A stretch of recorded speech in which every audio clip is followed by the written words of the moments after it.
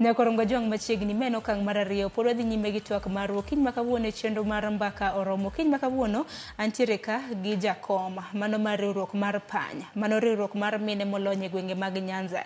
Gwenge mag Nyanza Nyakorongo jong oriwo gwenge magwa makaluo mano nitiere Kisumu, nitiere Migori, Siaya, Homa Bay kanyakla kod Nyamira kanyakla kod Kisii. Mago gin gwenge auchiel ma bende riwruok mar PANY nitiere.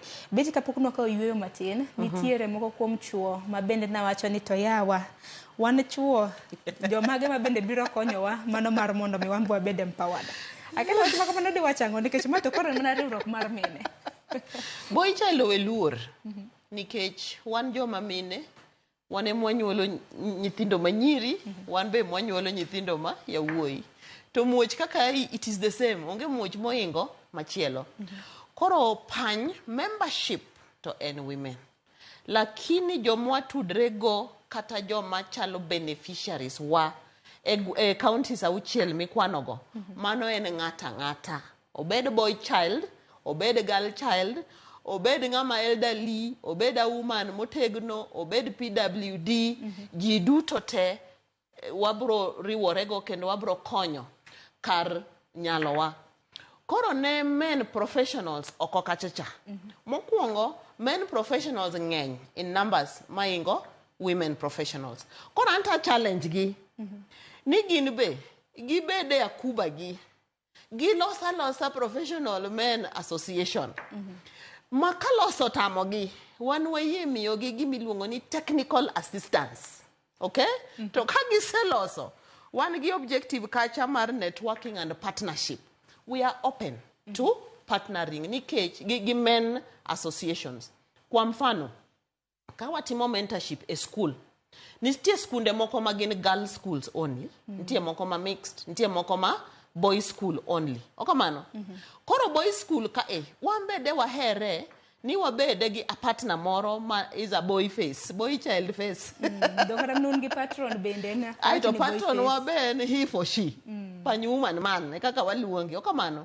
Koro kwanyalo yudo partnerships gi migepe machalo kamago mabe professionals mag men warwako gi kendo gibi wamanyre watudre wagombaka wang'ini to ere kaka ginyalo ere kuma ginyalo konyowa e agenda wagite. To sana kwang'iyo mentorship in boy schools mano gimo nyalo miyo gi piyo nikech amane mang'ne wuoga boy mawinjre.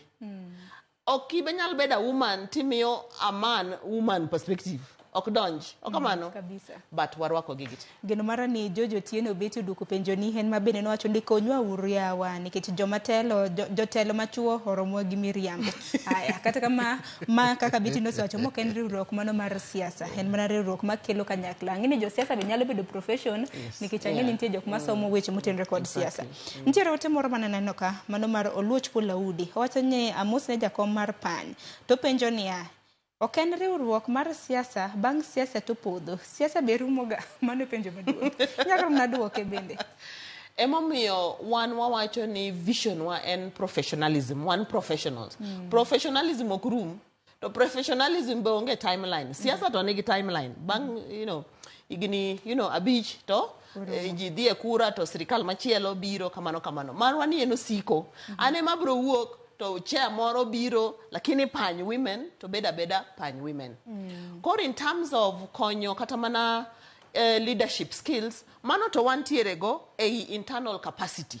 Nyiwagi inyalo bedo professional but ionge leadership skills. Wan wawegi madwa kuongo tiegre iye ka mondo kata ka in daktari kata ka in nurse kata ka in japuonj kata in a business woman but ibed professional ma is a leader kumora mora ma intiere no. Hero kuma na inya mana moko komote mamoko ma ben nyalo ketina hasomo piyo